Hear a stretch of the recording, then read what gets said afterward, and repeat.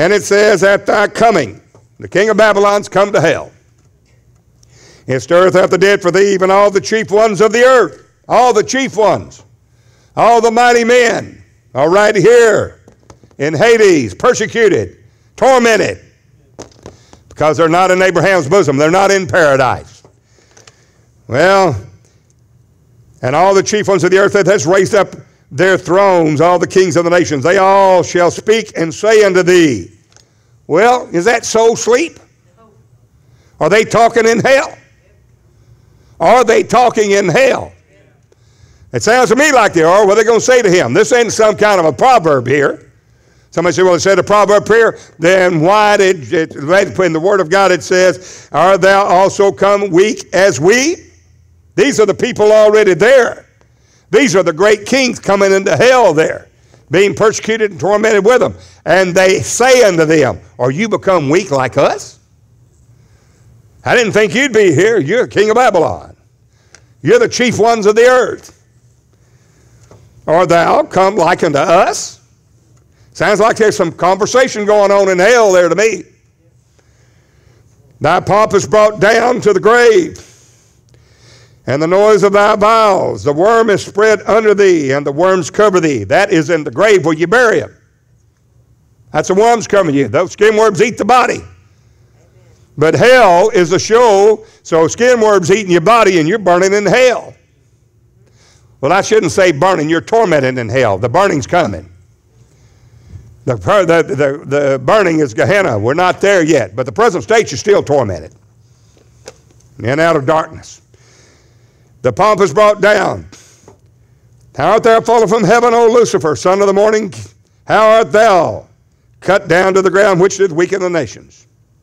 For thou said in thy heart, I will send into heaven, exalt my throne above the stars of God. Also set upon the mount of the congregation south and north. I will send above the sides of the north, I will be like unto the Most High. Yet thou shalt be dropped down to hell into the sides of the north. Capernaum, though thou lift yourself up to heaven, though I will cast you down to hell. Capernaum. Well, he didn't go to heaven. Jesus is just saying there, it's the lifted up heart. Take a look at verse 16. They that see thee shall narrowly look upon thee and consider thee, saying, is this the man that made the earth to tremble and did shake the kingdoms? Is there a conversation going on in hell? That made the world as a wilderness and destroyed the cities thereof and opened not the house of the prisoners. And the kings of the nations, even all of them, lie in glory, every one of them in his own house. But thou art cast out of thy grave like an abominable branch. You don't even have a good kubar. You don't even have a good burial. Not only do you not have a burial, you're burning down, you're down here tormented in Hades and Sheol. And you don't even have a good burial. He's hitting both of them here. You see it? Both kubar, the grave, and hell, that is Sheol, the state of departed spirits, not in Abraham's bosom, but this great gulf fixed between the two that you can't pass over. They can't pass over here, and these can't pass over there, and you're either on one side or the other. You're either together or scatter. You're either for God or against him. You either die in the Lord or you don't.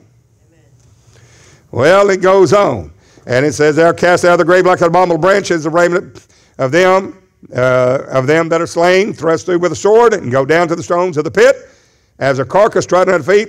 Thou shalt not be joined with him in burial, because thou hast destroyed thy land, slain thy people, the seed of evildoers shall never be. Prepare slaughter for his children, for the iniquity of their fathers, for they do not rise, nor possess the land.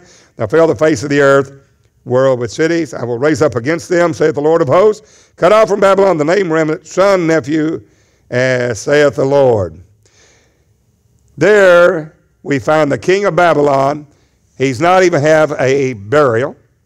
And hell has met this king of Babylon. And the ones already there are saying, are you become weak like us? They are conversation. There's no soul sleep there. They're conversing, conversation in hell. Hallelujah. The show is not the burying place. It's not the grave. I like another one. Go to 1 Samuel 28. You've seen it. You've heard it 1,000 times. Somebody said, well, that wasn't Samuel talking to Saul. Well, if it wasn't, who was it? Somebody said, yeah, it was. No, it wasn't. Well, it was somebody like that, and it was just an evil spirit. No, it wasn't. It said it was Samuel. Where's Samuel? Is he over here tormented, or is he over here in Abraham's bosom? He's gathered to his fathers, Abraham. Why does it say the fathers in Abraham's bosom? Because you're gathered to your fathers, Abraham, Isaac, Jacob, Joseph, etc., the patriarchs, Israel, the nation saved of God. Well, they're not in heaven, but they're not being tormented over here in hell. They're over here in a separate compartment with a great gulf fixed between them that you can't pass over one side to the other. Somebody said, well, I don't think I have to worry about it right now. You're either going to go to heaven or hell. And there ain't no soul sleep, and you're going to be tormented soon as you die. It's point of man that wants to die, and after that, the judgment. 1 second after you die, you will know the plain truth. And you won't be soul sleeping and resting in the grave, and I don't care if some preacher preaches over you and puts you in heaven. Praise the Lord God, the Lord judges you. It's appointed man wants to die, and after that, the judgment. 1 second after you die, you're judged. You're either over here on this side, or you're on that paradise. Amen. Or you're in the place of torment as soon as you die. Amen. Now, there's one final hell coming up. It's the white throne judgment, and God moves all the dead. And we're going to death and hell. That means he brings them out of the grave and puts them out of this, takes them out of this Hades, come before that white throne judgment. But that's still yet to come. Right now, there is a heaven to gain and a hell to shun. Amen. Right now. At this present time, there's a heaven to gain and a hell to shun.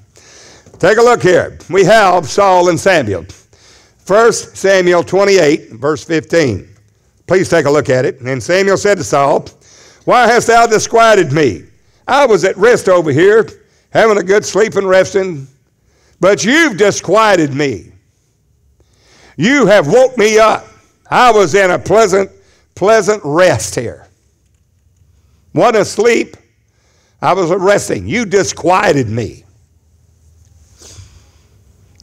You shook me up here. Well, Saul's already gone to her. You know the witch of Endor, and he's come over here. And now Samuel has come up, and he said that the woman said to Saul, Saul was the woman, had the familiar spirit, and said, what do you want me to do? Well, pull up Samuel. I need to talk to Samuel. Samuel's already gone on.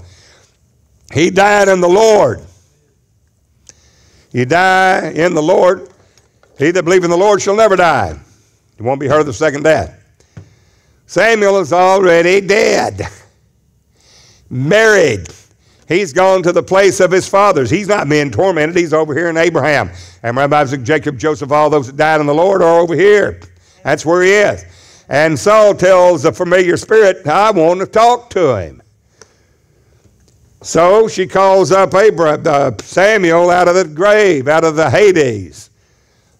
Not the bad part, not being tormented, but the good part, Abraham's bosom. And when it does, Samuel says, why have you disquieted me? Does he have cognizance? Does Samuel know where he is? Yes. Of course he does. Ain't no soul sleep there. And Samuel said, why have you disquieted me? And then the woman that had the familiar spirit said unto Saul, why have you lied to me? It scared her half to death. Why have you deceived me? For thou art Saul. She knew who he was. Now, take a look. And the king said unto her, be not afraid, for what sawest thou? And the woman said unto Saul, I saw gods ascending out of the earth. That's what she saw. What are the gods? Not capital G-O-D-S, but to whom the word of God came, the Bible said, you are gods, judges. And here comes up Samuel, and she calls him gods. Elohim. Not a capital E, but a little e. Elohim. Judges out of the earth. Amen. Samuel's dead. But he's risen out, he's lifted up out of this state of departed spirits, and he comes up, and the witch vendor with a familiar spirit sees him, and at that point, she's scared to death. Saul said, don't be afraid. Don't be afraid. He's a big shot king. Take a look here. And the king said to her, be not afraid for what Saul there. See, God's coming up out of the earth. He said to her, what form is he of? What does he look like? And she said, an old man cometh up. And he's covered with a mantle. He didn't look like Jesus did it, because our body is fashioned like his glorious body, and that don't happen until the change. What? Until the resurrection. He still looks just like, and he is, and you still look, you'll keep your same form, but your vile body will be fashioned like in his glorious body, whereby he's able to subdue all things to himself. Well, she said he's an old man, and he's covered with a mantle, as prophets were. And Saul perceived that it was Samuel, and he stooped with his face to the ground and bowed himself. And Samuel said to Saul, why hast thou disquieted me to bring me up? Where did he come up out of? Did he raise out of the grave? Did he raise out of the Kubar? No, he raised from what? The Sheol, the state of departed spirits. His body is still in the grave. Amen. Huh? Amen. He's still in the grave, the Kubar. Why is that you raise him up from what? From Abraham's bosom, in a state of departed spirits, gathered to his fathers, Abraham's bosom, Abraham, Isaac, Jacob, and Joseph. Amen. You've raised me up. Why did you bring me up? And Saul answered, I am sore distressed. For the Philistines make war against me, and God's departed from me, and answers me no more, neither by prophets nor by dreams. Therefore I have called you, that thou mayest make known unto me what I shall do. I've literally called you in the spirit, not from your body, not from the Kubar, from the grave and raise and start walking around. The walking dead, that's a walking dead. What a crock for a show. The walking dead. Zombies walking around the earth. Give me a break. You're going to fight spirits like you've never fought. But I ain't worried about no walking dead. Right here, right here, coming up out of there, you brought me up. Paul said, I'm distressed, I don't know what to do. God, don't talk to me no more. I've got to talk to you. You want to talk to him? Let's see what Samuel says. Samuel knows exactly where he's been and exactly where he is. He's not soul sleeping and trying to figure out, where am I? He knows where he is. And then said Samuel, wherefore then dost thou ask of me, seeing the Lord is departed from you and has become thine enemy? You keep kicking against God, he will become your enemy. God's angry with the wicked every day. Saul has now come out. He's been raised up from Sheol, not from the grave, not from the Kubar, but from the state of departed spirits. And he's talking with Saul. The woman, the familiar spirit, seeing him as God's out of the earth. Amen. Out of the earth. What is that, out of a grave, or is that out of the nether parts of the earth in Abraham's bosom? And the Lord hath done to him as he spake by me, for the Lord hath rent the kingdom out of your hand and given it to thy neighbor, even to David. Because they obeyed not the voice of the Lord, nor executed his fierce wrath upon Amalek, therefore hath the Lord done this thing unto thee this day. Now watch this. Moreover, the Lord will also deliver Israel with thee into the hand of the Philistines, and tomorrow shalt thou and thy sons be with me. They're going to bury him in the same grave? In the Kubar? No, but you're going to be in Hades. You're going to be in the Sheol. You're going to be in a state of departed spirits just like I am. You're going to be with me.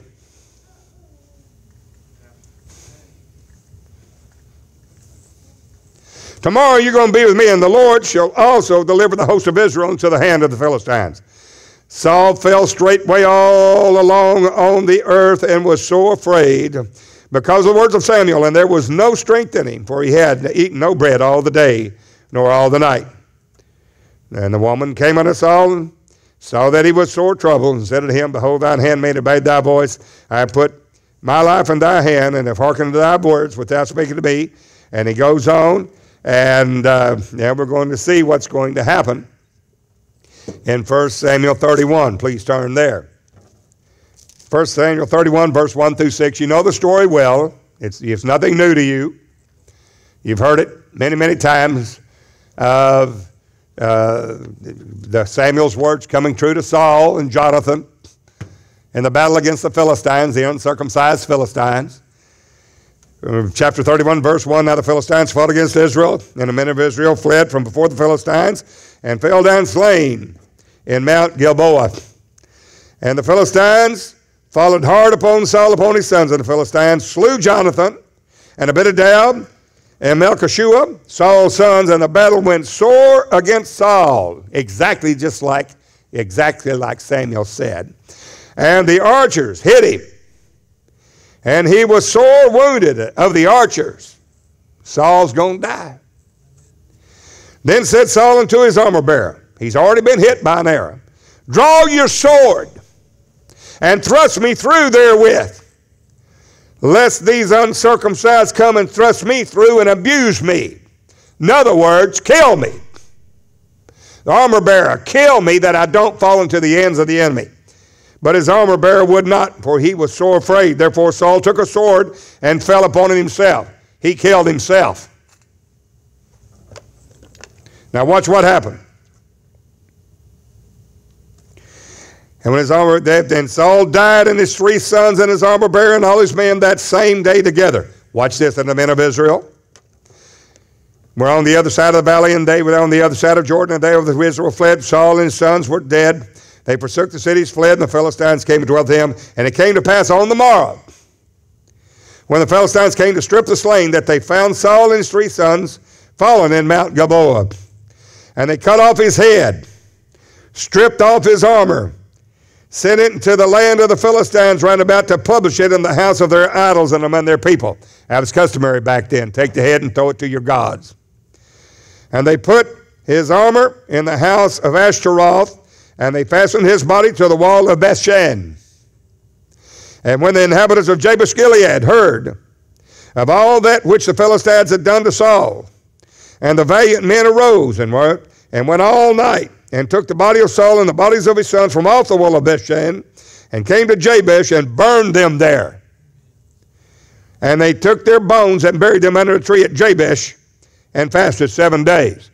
How long did it take before Saul and his 3 sons, including Jonathan, beheaded Saul, put their bodies and lifted them up there on the wall for all to see their slain bodies?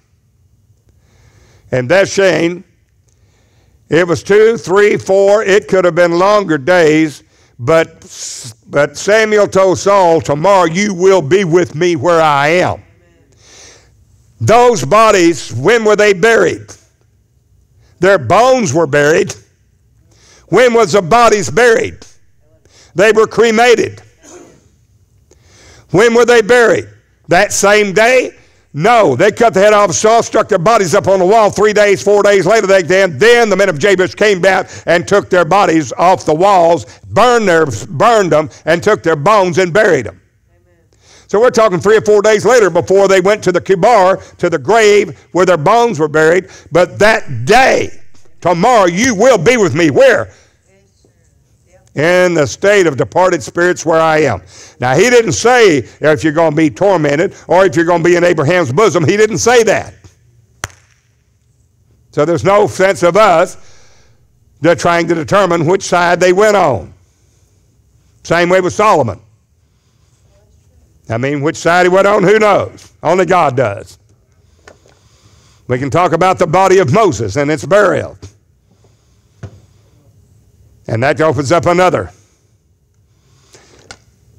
The point here, do you see the difference between hell being the grave or kibar and hell being Sheol or grave being the Sheol? Amen. You see the difference? Amen.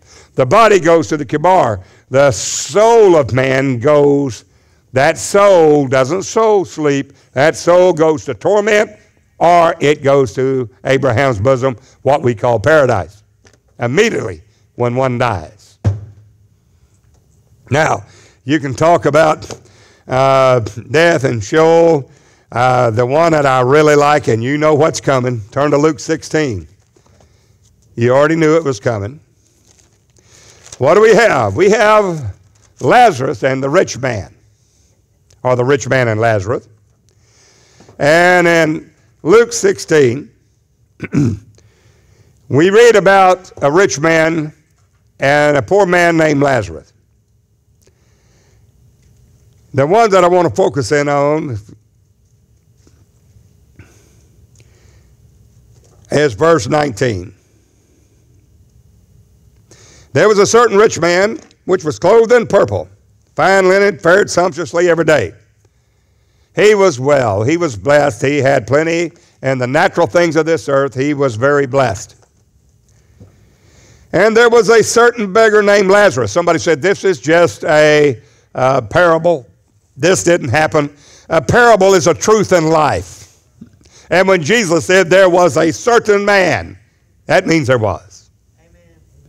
Now, if you want to say it's a parable, even if it's a parable and didn't even exist, which it did, but if it didn't, it still tells you the truth of Kibar and Abraham's bosom.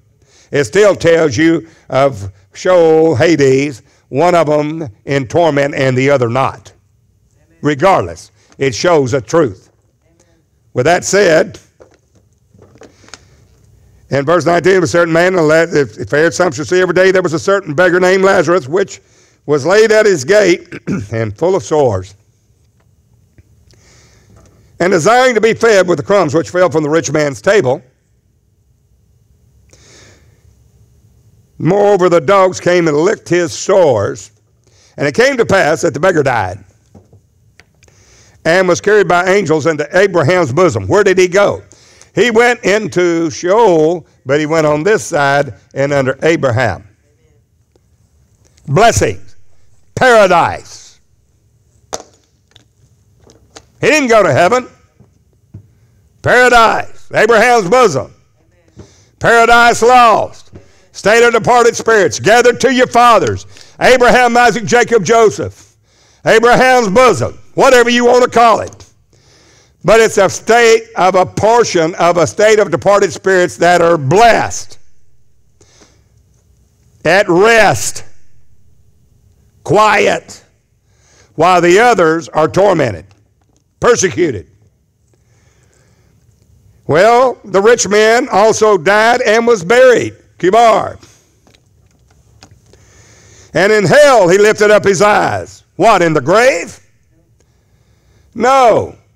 In this state of departed spirits in Sheol, here at another part of the earth where it collected the souls of men, whether good or whether evil. And he lifted up his eyes in hell. Is he asleep? Is his soul asleep? Well, Brother Beard, the dead know nothing at all. Oh, yeah? It's right here. It said, and he lifted up his eyes being in torments, and seeth Abraham afar off, and Lazarus in his bosom. And he cried and said, Father Abraham, the first thing they do when they hit this place over here of the unsaved dead, the first thing they do is pray.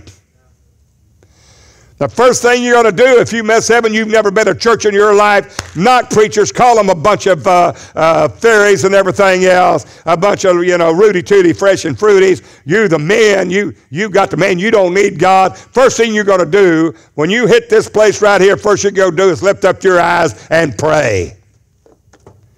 Because, honey, there ain't no getting out of it then. When you die, that fate is sealed. Your destiny's over. It's done. Amen. There ain't no way to get out then. There's no way, no key, no door to get out then. Well, hell, he lifted up his eyes, being in torments, and he cried and said, Father Abraham, have mercy on me. He's reaching over here, praying to Father Abraham. Both of them are in a state of departed spirits, but he's trying to get over there. There's a great gulf, fixed expanse between them. What does he pray? He said, send Lazarus that he may dip his finger in water and cool my tongue, for I am tormented in this flame. Now, this is not the Gehenna that's going to burn, but there is a flame here of torment. But there, the torment is not a drop in the bucket compared to what Gehenna is going to be. You're tormented, but it ain't the hellfire and brimstone yet. This is Brother Dennis Beard along with the DBM team, inviting you to an old-fashioned big gospel tent revival. That's right, you heard it right, neighbor. An old-fashioned tent revival and under the big gospel tent, beginning May the 14th and running through May the 23rd. If you come expecting a miracle, God still heals, He still saves and delivers. Come expecting a miracle, and I know God will meet every need, both physical as well as spiritual. We'll begin May the 14th, going through May the 23rd at the corner of Interstate 20 and Loop 281. That's right, exit 599, right off of Interstate 20 and Loop 281, right beside the big fireworks stand. You'll see the big white gospel tent where we'll be running nightly, 7 p.m. every night, from May 14th to May 23rd. This, we will be having singing, preaching, testifying. You want to be a part of it, give us a call. We would love to hear from you. That's an old-fashioned gospel tent revival beginning May the 14th, running nightly through May the 24th, 7 p.m. nightly, and under the big gospel tent. That is at Interstate 20 and Loop 281, right here in Longview, Texas. At 7 p.m. nightly, exit 599 off of Interstate 20, and go to the north side of the interstate, and you will see the big white gospel tent. The DBM team, the Dennis Beard Ministry team, will be there along with Adriana and the Heavenly Voice singing, and we will be lifting up the true one and only God, the Lord Himself, Jesus Christ, as we behold the real Jesus.